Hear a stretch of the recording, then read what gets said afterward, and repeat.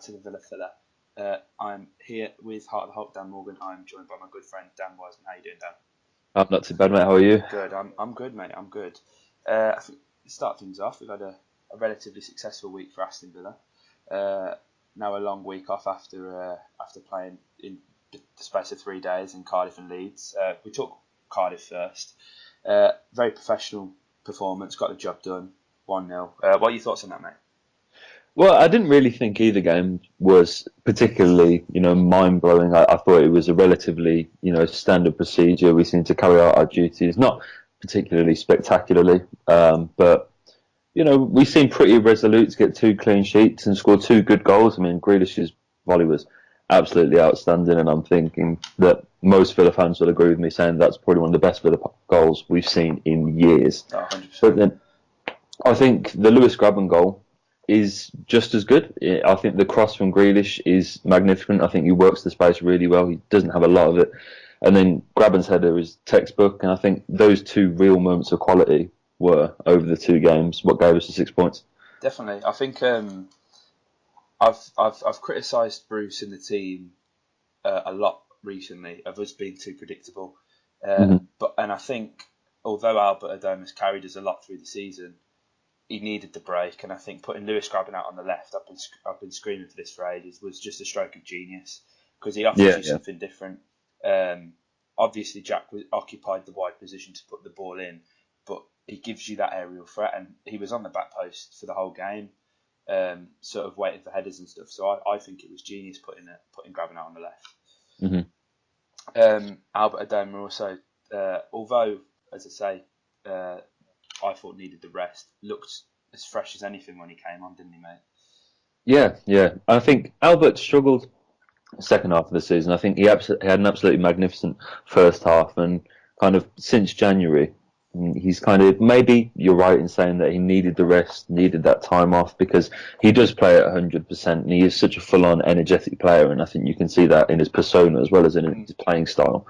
And it was nice to see Albert, because I think we all love to see Albert on his day, because I think he's not technically the best player, Albert Adoma, but I think he plays with such determination and such a kind of happiness within himself that he's really effective, and it was good to see him back at his best. Definitely. I think as well in terms of resting players, it's going to be good for Snodgrass to have the rest as well, because I think recently he's looked lethargic. Yeah, I agree. He's not been as effective as he has been. I mean, I'm a big Snodgrass fan. I think most Villa fans are. We all love the guy. A week off isn't going to do anyone harm, especially Jonathan Codger, who got his first start since October. What did you make of Codger's performance?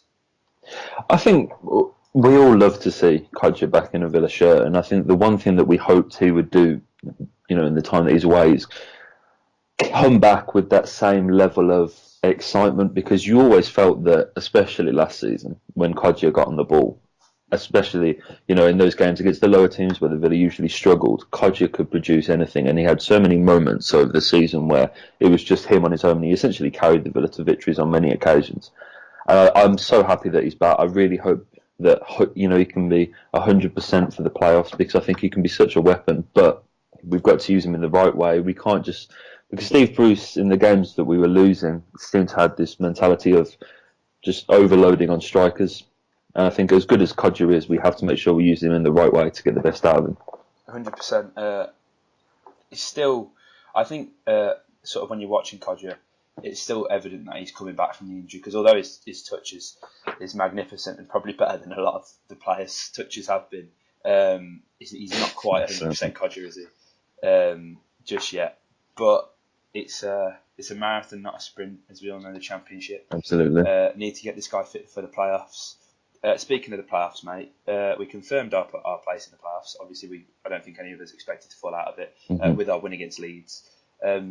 How confident are you going into the playoffs now? Well, I think the problem is, and I think this has been an issue with Villa for many a year now, is it's just a matter of consistency. We've all seen what the Villa can do on their day. Like the game against Wolves is an example that I'm sure every Villa fan is using at the moment to prove to themselves how good we are, because that night, I genuinely believe playing like that, we can take anybody in the league. But at the same time, the last performances, at the home. 2 wins, granted, but are they good enough to get us through the playoffs? We'll have to see. But it's all about form and confidence. So I think if the Villa can keep winning, I don't really mind how, but there's no such thing as a bad win in the run-up to the playoffs, and I hope we can just continue it because I think, as I said, the Villa are on form. I would be quite confident. Definitely. It's just about putting together that form. And if you're kind of looking at teams now who are mounting a bit of a late charge, you look at Fulham, they've not lost a game in 13. Millwall have ended up in the playoffs, which for me is a nightmare. Yeah, absolutely. Absolutely. Yeah, and Derby now seem to be falling out of it because they can't really put together a win for anything. No. So I think it's important, even though I think automatics are gone, that we win our last 3 games and just see where that leaves us, mate. Yeah, absolutely. Because I think if we look at it and you look at the draw of the playoffs, I think Middlesbrough, I would be confident. I think we made away from home. I thought that was a particularly underrated performance from the Villa this season. Yeah. That win at Middlesbrough, Snodgrass. You could see how much it meant to him getting the late goal, and I felt that came at a really good time. So I do feel like we could have Middlesbrough, but Millwall, as you were saying, the team you've got to be really scary of because, obviously we've got them on the last day of the season, and I'm sure that'll be an absolutely huge game, as it is. Yeah. And the atmosphere at the Den is going to be rocking, and I'm sure it will be at Villa Park, and it will be good to see that. That'll be a great tie for the neutrals because Millwall will be so up for it if we end up getting them. But I think genuinely, although the quality of players is very different, I think I'd prefer Middlesbrough. Definitely. I think it's safe to say that they play the same way. Everyone knows how Tony Pulis plays, and I think that the way he plays, kind of 10 men behind the ball, if anything, probably suits the Villa. If you're letting us have a lot of possession, it's only a matter of time before Grealish can unlock that space in the defence. Moving on, we'll talk about Ipswich away. Mick McCarthy's walked out. A lot of Ipswich fans I've seen have been complaining about McCarthy, but they're sat 12th in the Championship. This is as good as it's going to get for Ipswich. I can't see how they can be expecting any more. Last season we struggled. I believe it was a 1-1 draw at their place. With a week off, how do you think the Villa will do? I think it is all about the week off because I think these kind of games in the Championship, there's no such thing as an easy win. And Ipswich away, if you were going there, after a game a couple of days before, could be quite a tough one. But their run of results aren't the best. They did beat Barnsley at home last week, and I think that was the first win they'd had in a long time. So spirits aren't going to be the highest there, but we've shown that Villa can really make a meal of these kind of games. And so hopefully, if we go in and we have been rested and Steve Bruce goes in and we can play on the front foot and really try and take that game to Ipswich, because there's no doubt that if we play on the front foot and try and take control of the game, we can certainly get the win. 100%. I think as well, it's about trying to find the balance in the team. As I said, Grabb, I think, was great on the left. But we don't really have that option on the right because we don't have the sort of depth on that position. I mean, do you put Albert Adoma back there and Preston on grass? I'd be interested to see how you'd line up the team, mate, for this game. I think Snodgrass is one of those players that was very effective, but I think he's also quite predictable. Yeah. He realistically is all cutting inside. If you look at what he's done for the Villa this season, the end product has mostly been because of his cutting onto his left foot. I think perhaps there is a part of the Championship that's starting to work that out now, or is it just he's a bit? So I do think Snodgrass should be put on the bench because I think if we line up, I agree that Graben should start, and I think the goal's certainly deserved in that. I think Scott Hogan as well. I think he's the kind of player that could be important in this game. But I would like to see Bjarnason come back in after his injury. Glenn Whelan had a very good game, though, mind you. So there is some real selection dilemmas facing Steve Bruce. It's really hard to pick a team at the moment because obviously Bjarnason scored an outstanding goal the other week and put in a really good performance. But Glenn Whelan has come in and had an absolute blinder, it must be said. Yeah, so I think it's really going to be tough. Yeah, definitely. In terms of the defence, if John Terry's fit, do you put him in or do you reward Mile Jedinak with how well he's performing? I was, for one, sceptical of Jedinak at the back, especially after Sheffield United at home. The horror that was Sheffield United at home. But I don't know. I think it'd be. I'm not one for sort of dropping players just because someone's fit. I think if you've played well, you're in the team, and I've been very vocal about my distaste to Glenn Whelan especially, but over the past few games, I have to say he's been outstanding. Yeah, I think Mile Jedinak, if you ask me for my honest opinion, I believe he's a better centre-back at the moment than he is defensive midfielder. I think last season Mile was absolutely outstanding, but this season he's not quite the same player. The age is starting to show, I think. I think on the ball, he looks a bit slower, and getting around the middle of the park seems to be a bit more difficult for Mile. But at centre-back, it has to be said he's done an absolutely grand job.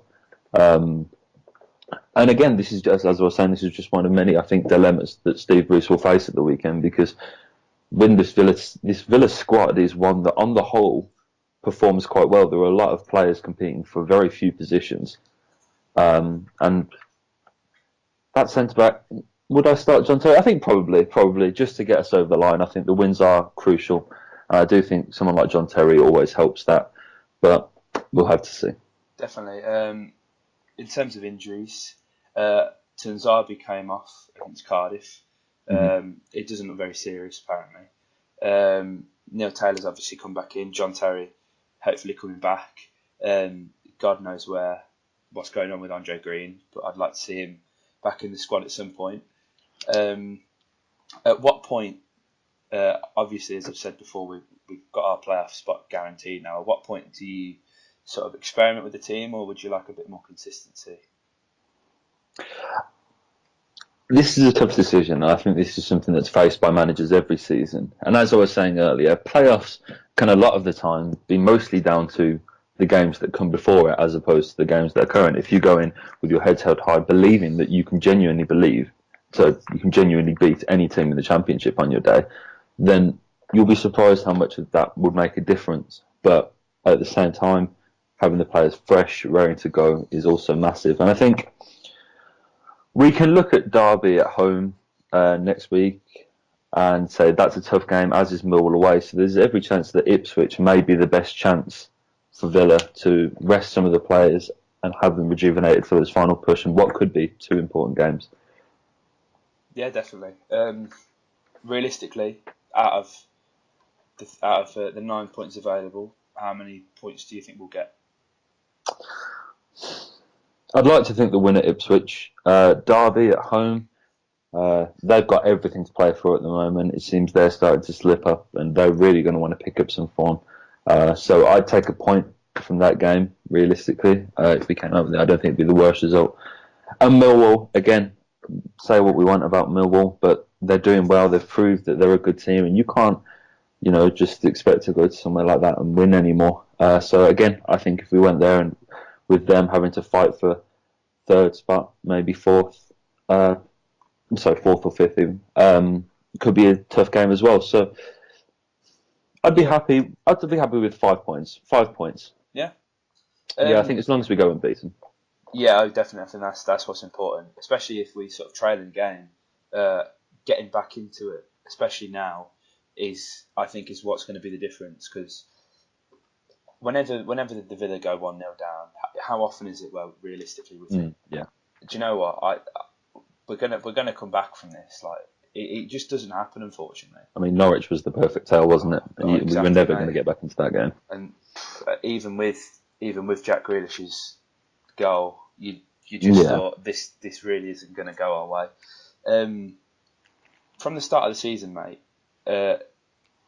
realistically, what would you have taken? Would you have taken automatic playoffs? Like, I'm genuinely interested because this is something that's come up a lot, and a lot of people on Radio WM after the game have been like, "Oh yeah, I'd have snatched your hand off for the position we're in now." But I think, if I'm being honest, I expected automatic promotion, mate.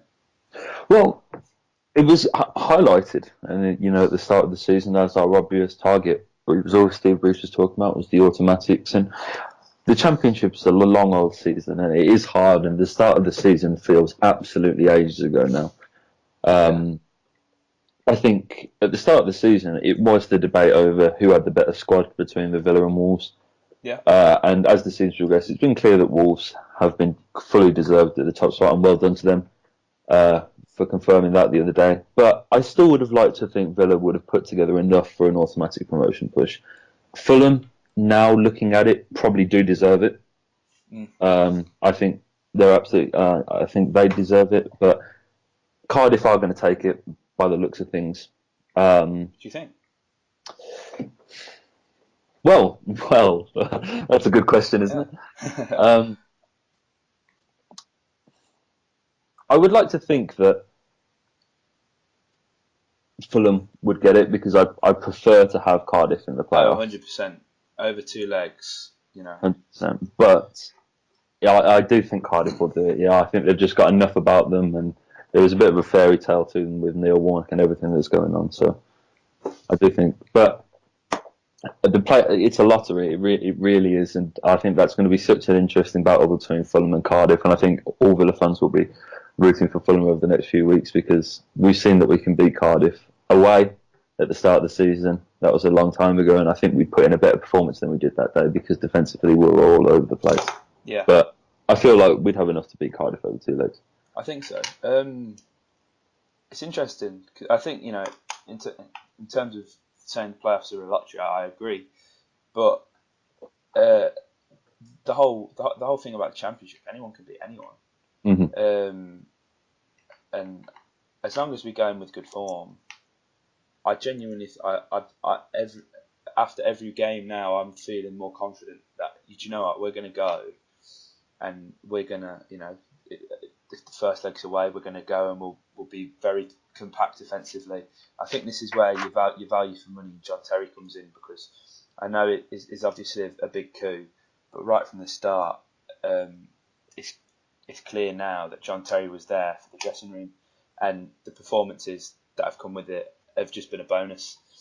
We've seen a much more professional side in the team, and I think John Terry is not losing the playoffs.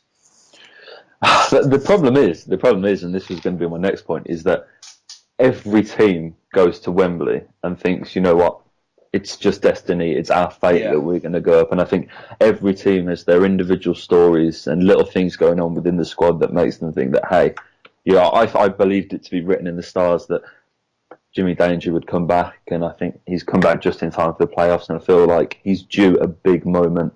So I think that's another potential fairy tale, but every team's got one, it seems. And I think if you look at teams like Millwall, they'll be looking at a day out in Wembley, their home city. I think it really is, that's what's interesting, because everyone goes to Wembley and believes they're going to win, and that's what makes it such a crazy game. And I can't tell whether I'm absolutely terrified of it or genuinely excited. It's a real mix, isn't it?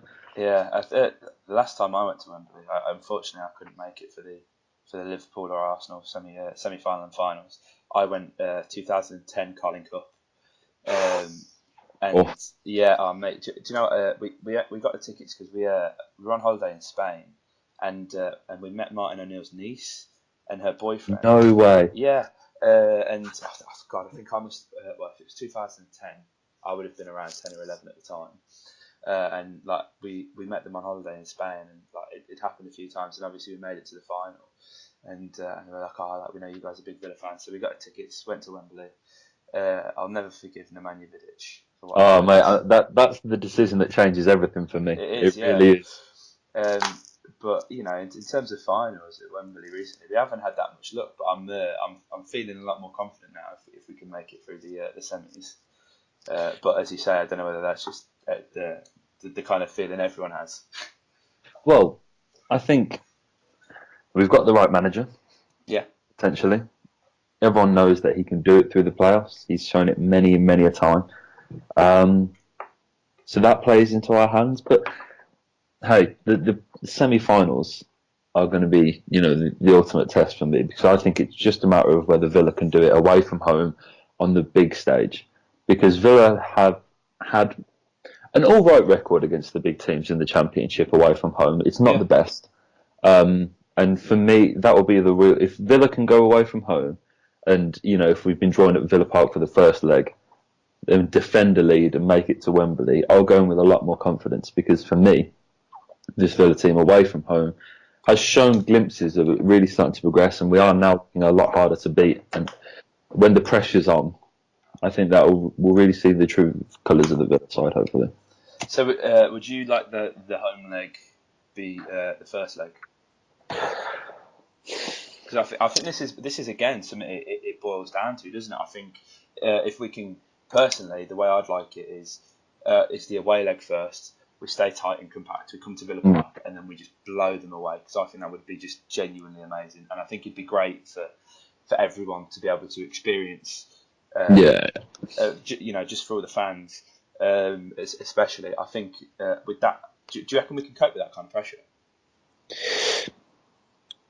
This is where I think players like John Terry really come into their own, because last season I looked at the squad and I would have said no chance, not a chance. But I think with a leader like that at the back, someone who can really pick you up, and I think that is the problem, is that when you're playing the top teams, you have to be prepared to go 1-0 down. You have to be prepared to perhaps lose 2 goals and still have the ability to keep your head high, believe you're better than them, and go on to win the game. And if we are playing sides, away from home, we are going to concede. It would be very unlikely that you go through the playoffs without conceding the goal. And if it comes first, we needed the players like John Terry, those experienced leaders that have come into our side.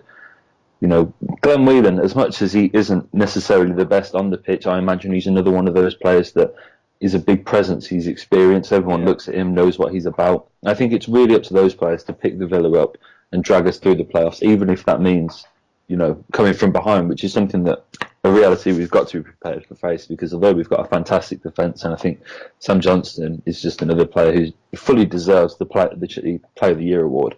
Yeah. I think we really must look to our experienced players to help us in these kind of situations. Definitely. I think, as you say, I think I'd feel a lot more confident in the final if we did end up coming from a goal behind in the semis. It's all about the character for me in the team, and I do believe that is there, as we've said with John Terry. Glenn Whelan, again, I think, as you've said, he's one for the dressing room as well, because he's not really featured a lot, whether that be through injury or because he weren't amazing to start off with. Mm-hmm. But I think in terms of the playoffs, everyone is going to have a point to prove.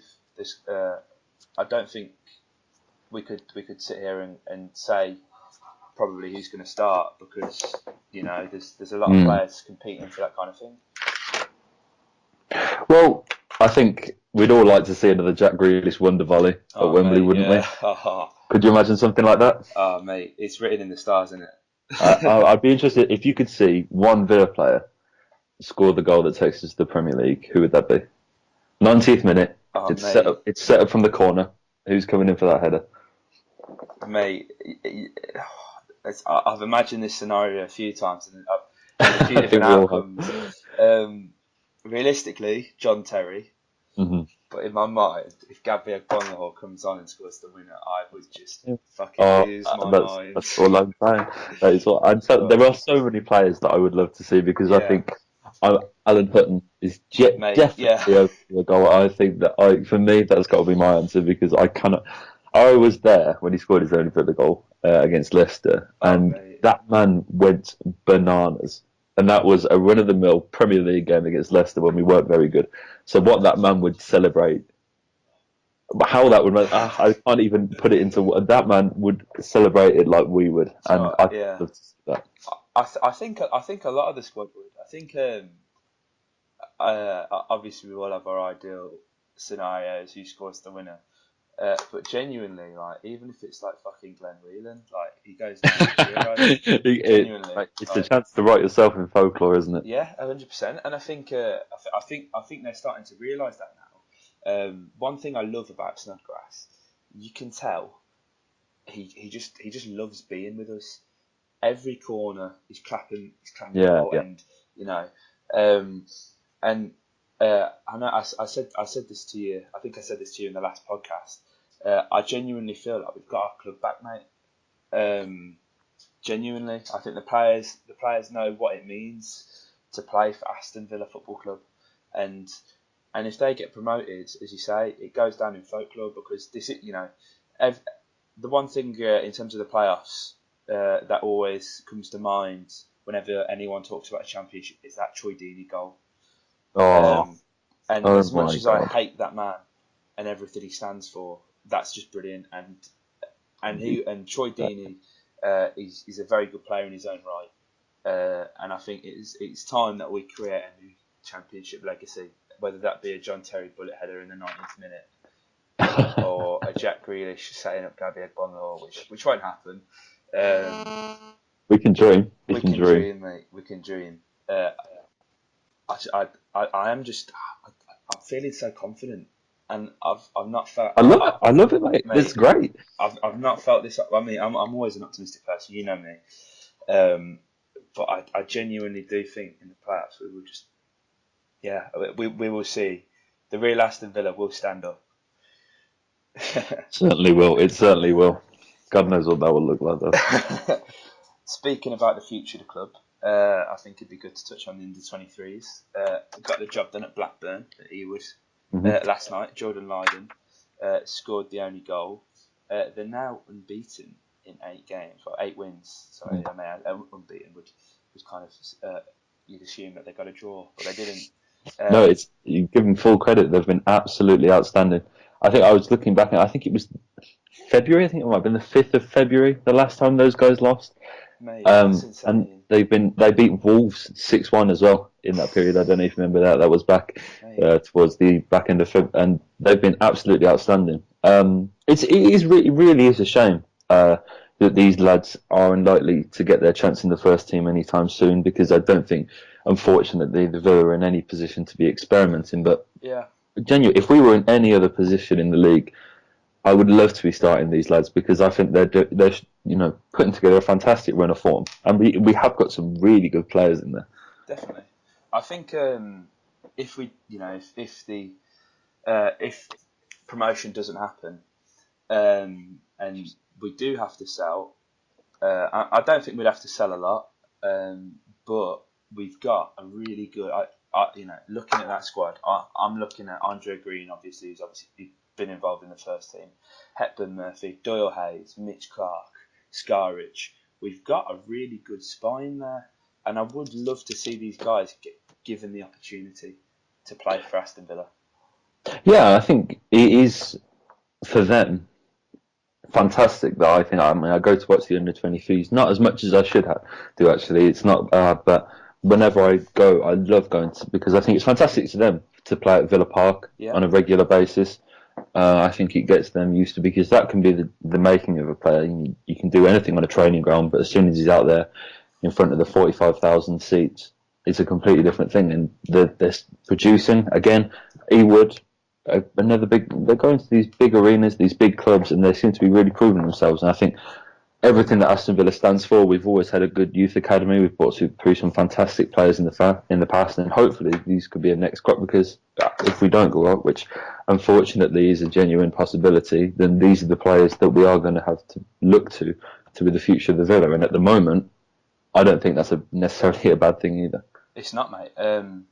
The one thing I would say about in terms of academy football and having we've produced, if you're looking, Mark Albrighton, players like that, Andy Vyman, a lot of our players from our academy are just listed in the Championship, so they're decent players. Yeah. Daniel Johnson, Callum Robinson, both at Preston. Gary Cahill, mate, and a fantastic example. Though he wasn't very good for Chelsea the other day, was he? I don't know if you saw that. No, it wasn't. For me, it's about getting these boys experience. Now, early on in the season, a lot of them played against Wigan in the Cup, where we got a job done. Mitch Clark looked very good at left back, almost scored. Doyle Hayes didn't look phased in the midfield for me. And we've loaned out one of our best strikers, Harry McCurdy, to Crewe Alexander. He's had a bit of a reunion with Jordan Barry there, mate. Oh, wonderful. What a striking partnership that would be. So for me, while it's amazing to see these guys 8 wins on the trot, they're also 1 point behind Blackburn, who are top of the league. So it was a big result for them. If they win the next game and Blackburn lose, we get promoted, mate. We've won the league, which would be fantastic. But I would love to see these boys, whether it is for the Villa or if you go into your cruise, I'd love to see these boys getting first team football. Well, that was going to be my next point. I think I looked at Hepburn Murphy, who seems to have been on the fringe for what feels like forever. Yeah, tell me about it, mate. And so, yeah, I think he could really do, because I think we're really starting to see the best of Jack Grealish now, and I think that loan he had to Notts County was really the making of him, because he came back from that and he really did look a lot of a better player. And I think he really is starting to fit in now. And I think I looked at someone like Hepburn Murphy and think the best might be yet to come. And I think if we really are going to see that from a player like Hepburn Murphy, and not just because we had so many players in the academy before that we just seem to have held on the fringe for too long, and they've ended up petering out and becoming nothing. As you were saying, there are so many of our academy graduates sitting in the championship because of what I would argue a reason very similar to that. And I'd hate to see that happen to Rushin, because he genuinely seems like someone who could have a really, really bright future at Villa. Definitely. I think, as you said, that loan for Jack Grealish, you need to toughen these boys up, because I don't want to say that they're like they're shielded from everything being in an academy, but they ain't getting kicked about like they would by me and you playing Sunday League, mate. Do you know what I mean? These boys, the Championship is a physical league, and the one thing that sort of gets me, as I've said, we've got these talented players. Let's look at Fulham's young Ryan Sessegnon, who won 5 awards at the EFL Awards the other day. There's no reason why that can't be Callum O'Hare, Andre Green, or Rushin Hepburn Murphy for me. Well, no, and I think the goal that Andre scored for the Villa is a perfect example of just the quality that he can have. And I do believe that Villa are a better side when he's in and amongst them, because he adds that. I love seeing Villa lads run out there. That's why I love seeing Grealish play so much, because he's a fan and you can see how much it means to him. And Andre is exactly the same. Andre seems to be a really humble, down-to-earth guy. I follow him on all the socials, and he's always seems to be engaging with the fans.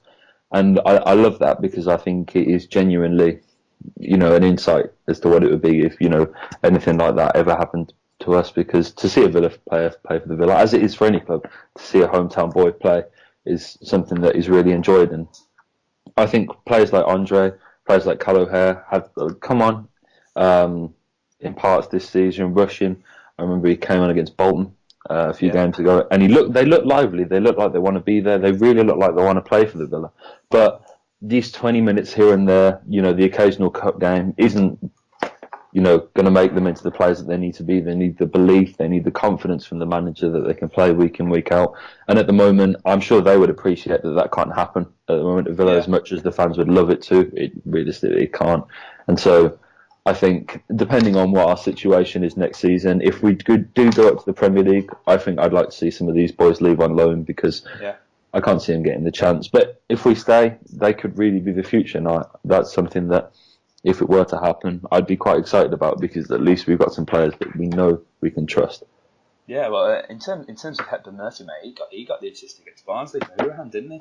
Of course, yeah. So O'Hare's had a few good cameos. I've definitely seen him play better for the under-23s. I think the problem is he's too good for the under-23s, but he's not quite good enough for the first team. And this is where the loan market has to come into play.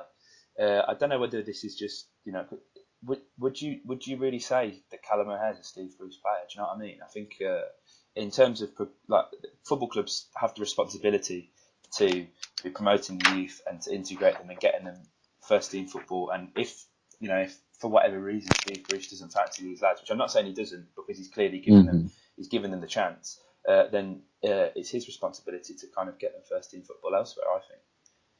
Well, yeah, and in terms of what you were saying about them being Steve Bruce players, I'm not too sure Aston Villa is a Steve Bruce club. No. In all honesty. But no, I think Callum O'Hare is a player that I've really, really wanted to see more of, because I'm not sure he has found his best position yet. I personally like him at Holte. I think as a number 10. That's where he's at home, and I really like him when he's running at defences. He seems to play quite similarly to the Grealish, but I'd say he probably has a bit more pace, if anything. He's a lot quicker, mate. Yeah. And so if he can, he does remind me a lot of what Grealish was like when he was coming through. And as I said, I think he's got the added dimension of pace. So if we can play our cards right, as I said, perhaps send him on loan, I think we could have a... No, I hate when people say the next Jack Grealish or whatever, and I say that. But I think he could just be another player who comes through the Villa and can add a lot to the first team. Because I think he's seen the players do it recently, looking up at Andre and Keenan Davis and Jack Grealish must be great for these youngsters because it gives them physical evidence that they can go on and sit in the first team. But for the minute, I do think a loan would probably be beneficial. Yeah.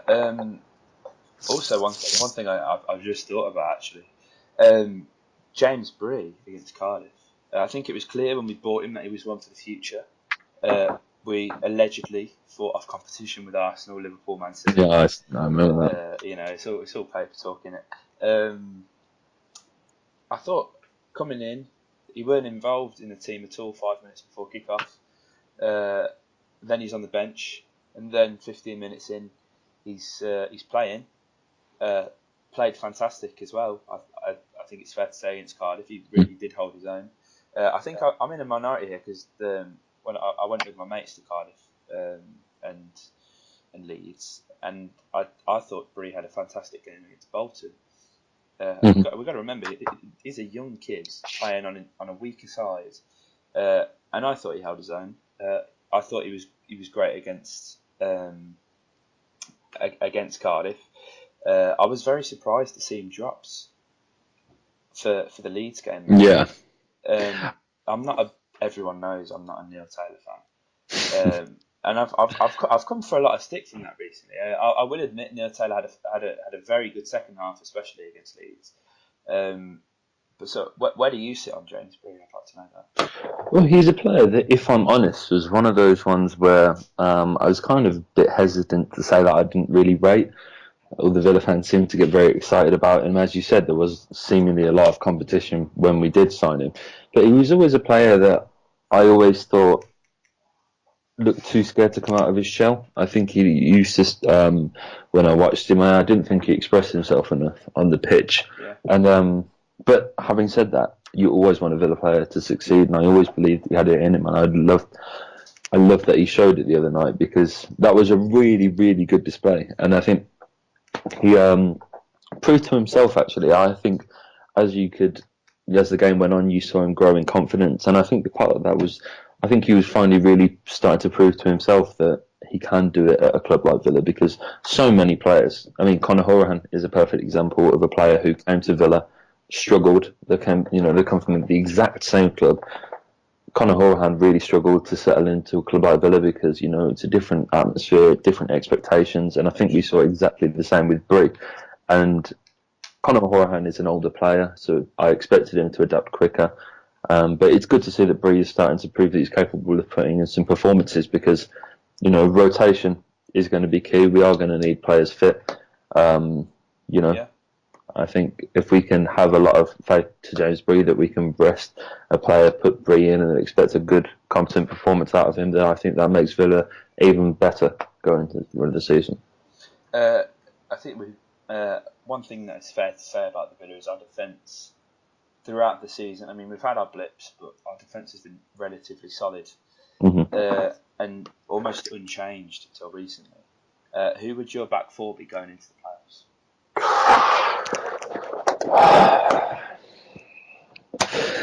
Dan Morgan. I think the first name on the team sheet is James Chester. 100%. He's been absolutely outstanding. I was very happy that JT got put into the team of the year, but for me, I think Chester's been a better defender. I think he's been consistent. I think Terry's made Chester better. I completely agree. I was watching him the other week, and I think the last-ditch challenging, the slide tackles, the out-and-out defensive aspects of James Chester, I think, are very much the same as what we saw last season. Yeah. But I think what JT has brought to Chester, and I think this is arguably the best thing about JT, is his composure, his ball-playing skills seems to come on. He's now taken on the role of a leader without the armband. Yeah. And I thought when Terry signed, I was a bit sceptical as to whether JT taking the armband off Chester. I didn't really like that, but no, neither. I expected it. I thought it would affect their relationship potentially. I didn't want there to be any animosity between the two, but no, I think whoever wears the armband doesn't really matter out of the two of them, in my opinion. I think they're both as strong as each other. I think I'd love to see them two start centre backs, but the wing backs is where the decisions need to be made. Yeah. Elmo is an annoying player for me because I don't really think Elmo has got the greatest amount of quality. But really? I'm not Elmo's biggest fan. I'm the only one in the Elmo fan club. I think not to say I don't rate him. I just think there are better right backs out there. But the one thing I will have to say about Elmo is that every now and again he seems to just come up with something that, whether it be a cross or something, he's a kind of 1 in every 10 kind of player. Yeah. But that one seems to produce. So I think it's him, and I feel almost quite bad for saying it to you, but I would like to see Neil start at left back. I think he's the most experienced left back. I would like to see one of the young lads starting, and I would like to see Alan starting, but I think Alan is starting to prove that perhaps his better days have come behind him now, and I think that Elmo, Chester, Terry, Taylor, probably about the back four, yeah. It's an interesting one, mate, because in terms of, I'm one for playing players in their natural positions. So you'd think that for me, Neil Taylor would be the one in there. He's played well against Leeds. I've got this funny feeling that either him or Elmo gets the goal in the final. I don't know why. Well, it's funny you should say that, actually, because I don't know if you've noticed this, but Neil seems to have a real want for a goal at the moment. He seems to be getting himself up there all the time. Yeah. I remember in the Leeds game, I think it was, I saw him throwing himself at a few crosses, and he definitely seems to be, so hyped the pitch he's going to get a nosebleed sooner or later. But good on him. I have to say, I like the goals, and I think that want for a goal only makes him a better player. I mean, hopefully it doesn't see him caught out of a position, but what a time to get the rewards. Huh? I think my thing with Taylor is, in terms of defensively, he's probably the sounder option. Mm-hmm. Although against Norwich, I thought he was dreadful, and I got called out for that. Ollie, if you're listening to this, mate, you're a dick. I love you, but you're a dick. Neil Taylor was at fault for that goal. I mean, there's no keeper in the world was saving that shot, but Neil Taylor had to close down his man, and he didn't. But going forward, the man seems lost. Like I genuinely did rate this guy. I really did.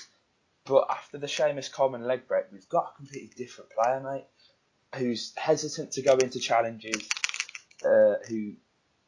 And whenever he kind of overlaps, it's more of a hindrance, I think, because he always runs in Albert or Jack's space, and that really gets me. I think we can all agree that Neil's not the best player in the world, and he never claimed to be, and I think that's one of the reasons why we ended up getting him, because I think Norwich finally came to the conclusion that he probably wasn't Premier League quality. Yeah. He's not the best player, but for the minute, I think Neil will do a job. I think if we go to the Premier League, my primary point of improvement is wing backs. I think we need two much better wing backs. I think we have to get rid of half of our right backs first, mate. Yeah, absolutely. There's still a Mika Richards somewhere. Oh, mate, don't. That's my worry. We don't go up, mate. We're still paying for Mika Richards, $50,000 a week. Absolutely. And speaking of Ipswich, actually, that was the last game he started. Ipswich away. Was it actually? There you are. Yeah, what a wonderful conclusion that's come to. that link play there from Morgan is outstanding. We've got the vision of Jack Grealish. Anyway, mate, it's been a pleasure chatting to you again on the podcast. Hopefully, I will see you soon. I'm back in the 0161 tomorrow. Good to see you back in just the proper city, mate. Representing. We'll be back in Birmingham soon, don't worry. Absolutely. Love Birmingham. Anyway, it's been a pleasure, mate. If you enjoyed this podcast, let us know. As I said last week, if we're chatting out of our arse or whatnot. These are something that we really enjoy making, actually, guys. So if you appreciate it, please let us know. Me and Dan really do enjoy doing this, and hopefully we'll get a few more people involved as we sort of go on. So yeah, if you enjoyed this, like the video, comment your thoughts, and subscribe to Heart of the Holte. See you guys next time. He will run 500 miles and he will slide 500